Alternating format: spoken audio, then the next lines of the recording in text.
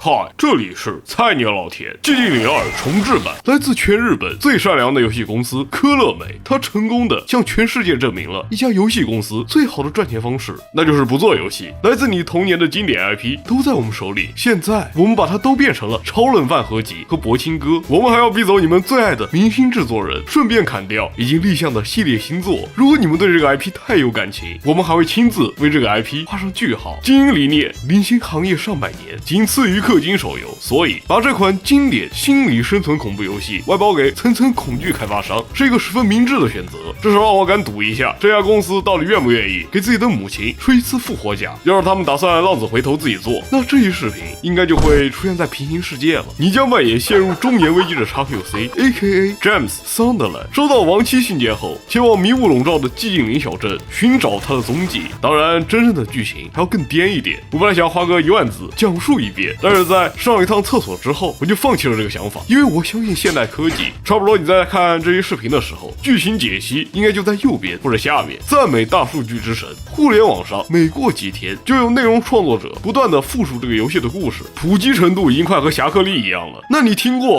不过我还是要感慨时代的变迁，重制版里面可以感受到这20多年来生活水平的提高，所有角色都比以前富态了不少，让我一个中国人也跟着担心美国肥胖率的问题了。不过好消息是，玩起来还是依旧经典复古 old school。当然，经典的意思就是，虽然你扮演了一位金发分头的男主角，但不代表你能用体术一脚踢爆敌人的头，因为这实在过于现代化。但我足够强，成功的把我们 James 打造成了一位熟练掌握枪棍协同技巧的 CQC大师。你仔细想一下，如果一个人能用顺手从窗户上拆下来的木棍狠狠敲爆未知生物的脑壳，然后再跺上几脚，还敢用在废旧公寓里捡到的针剂给自己回血，就算到了离世界，就算整个环境变得就像刚从下水道里捞出来一样，他还是可以和自己臆想出来的神奇女友调情。无论看到多畸形的怪物，他都没什么反应，甚至还会仔细端详怪物的黑丝。看到一个头上戴着巨型三角头盔的 cosplay 爱好者，第一反应是举枪射击，哪怕是体型比自己大了几倍的 BOSS 都能闪身完美躲过攻击，连衣服都没被划破。那你真的相信他只是一个陷入中年危机的男人吗？他甚至发量都很正常。当然，就算我把他描述的那么厉害，他还是跨不过去一堆塑料垃圾。对不起，我有点破坏气氛了，毕竟这个游戏还是很恐怖的。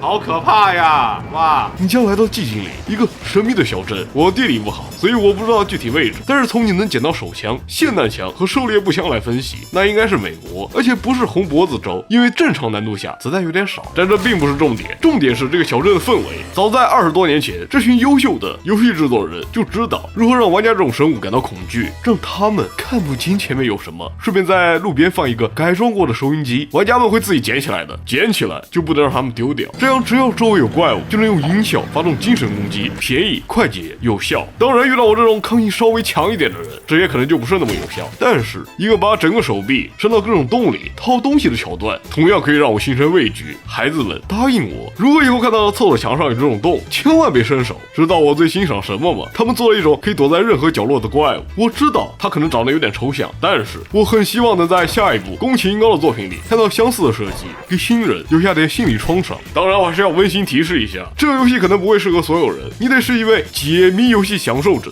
毕竟这游戏的重心不是战斗，基本上几张大场景的流程就是你进去，你找到一个谜题，然后你就得围绕着这个谜题，在这个场景里不断的绕圈，一只脚去解谜，另一只脚开创自己的企业，同时获得医师和律师执照，在你20岁的时候变成25岁，再走完全场马拉松，然后你就能开一个门进入下一个谜题。放心，你基本上不会迷路，因为他们会很贴心的在地图上给你标出来，关卡设计也很详体。其实能克服恐惧感和晕3D 的话，还是很有趣的。当然，你要是喜欢解谜，那你就爽了。像这种跟着诗句摆硬币、旋转图形拼凑路径，结合多个场景图形信息完成解谜，足够经典，也足够有趣，可以让我觉得我是个天才。所以是的，我喜欢这个游戏，虽然要了我400多港币，虽然我只通了一个结局，虽然我完全没滤镜没情怀，因为原版出的时候我才3岁，但是撇开这个像尿尿一样的水流以外，我对这个游戏总体满意。特别是还有新版 Promise 和 Theme of Laura。科乐美要狠狠骂，但是山冈晃永远值得在游戏音乐史上留下名字。所以我愿意给寂静岭2重制版10个金币，作为科乐美妈妈明天复活甲的经费。你最好别搞砸《食蛇者》重制版。那这期视频就到这里，更多内容还在制作中，喜欢的话别忘了点个订阅，让我们下次再见。